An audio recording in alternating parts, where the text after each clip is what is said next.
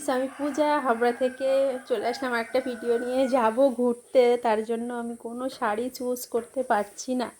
এর জন্য পুরো আলমারি আমি খালি করে ফেলেছি। একটা একটা করে দেখছি কোন শাড়িটা আমি পরবো।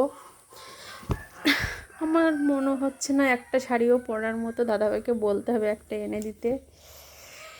সবাই কমেন্টে জানিও কোন শাড়িটা পরলে আমাকে ভালো লাগবে দেখতে।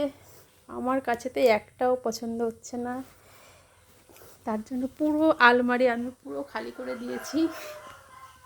চলো শাড়িগুলো যখন বের করেছি তখন বলি আমাকে কে কোন শাড়িটা দিয়েছে। এই শাড়িটা দিয়েছিল আমার বড় নন্দে জামা, আর এই শাড়িটা দিয়েছিল আমার বড় পিসির মেয়ে স্বপ্নাতি দিয়েছিল এই শাড়িটা। আর এই শাড়িটা দিয়েছিল দিদি, দিল্লি থাকে। এই শাড়িটা দিয়েছিল আমার শাশুড়ি মা। এই শাড়িটা একটা ভাই আমাকে গিফট করেছিল। আর এই শাড়িটা দিয়েছিল আমার বড় পিসি। এই শাড়িটার সাথে আমার অনেক স্মৃতি জড়িয়ে আছে। এই শাড়িটা যখন আমার বাবা মারা গেছিলো তখন এই শাড়িটা পরে আমি শ্রাদ্ধের কাজ করেছিলাম। এই শাড়িটার সাথেও আমার অনেক স্মৃতি জড়িয়ে আছে। যখন আমার মা আসে প্রথমবার আমাদের বাড়িতে, তখন এই শাড়িটা নিয়ে এসেছিলো অনেক কষ্ট করে, পয়সা জমিয়ে এই শাড়িটা আমার জন্য কিনে এনেছিল। এই শাড়িটা দিয়েছিল আমার ছোটো বোন।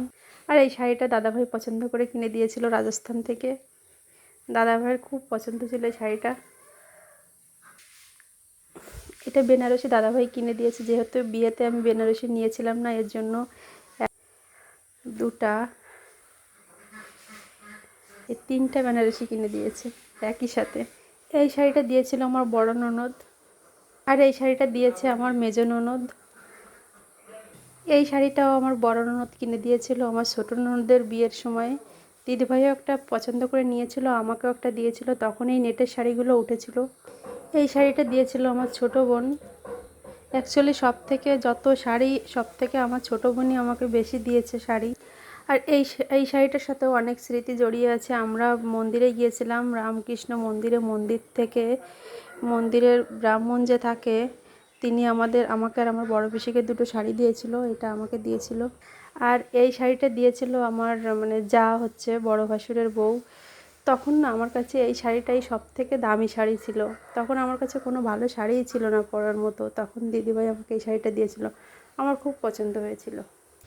এই শাড়িটা আমার ছোটো বোন আমাকে পছন্দ করে কিনে দিয়েছিল। আমাকে বলেছিল, দিদি এই শাড়িটা পরলে তোকে খুব সুন্দর লাগবে। সত্যি আমি শাড়িটা পরলে খুব সুন্দর লাগতো আমাকে দেখতে, দেখতে। এই শাড়িটাও দাদাভাই আমাকে পছন্দ করে কিনে দিয়েছিল।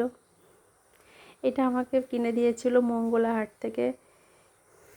শাড়িটাও আমি খুব পছন্দ করি, খুব ভালো লাগে আমাকে দেখতে পরলে।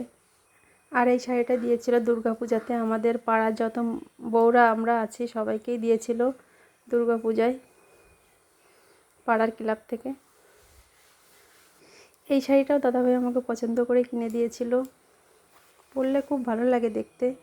এই শাড়িটাও দাদাভাই আমাকে পছন্দ করে কিনে দিয়েছে, এটাও পরলে খুব সুন্দর লাগে। আর ষষ্ঠীতে আসছিল আমার মেয়ে জামাই আমার জন্য ষষ্ঠীতে এই শাড়িটা নিয়ে আসছে। আর আসছিল আমার নন্দে জামাই, ননদ, পিসি শাশুড়ির মেয়ে আর জামাই আসছিল। ননদ নিয়ে আসছে আমার জন্য এই শাড়িটা, খুব সুন্দর হয়েছে। আমার শাড়িটা পছন্দ হয়েছে। এই শাড়িটা পুরো সেম, খুব ভালো লাগে দেখতে। আমার আর ব্লাউজ পিস তৈরি করতে হবে না, একটা দিয়েই দুটো শাড়ি আমি পরতে পারবো, একটা ব্লাউজ দিয়েই।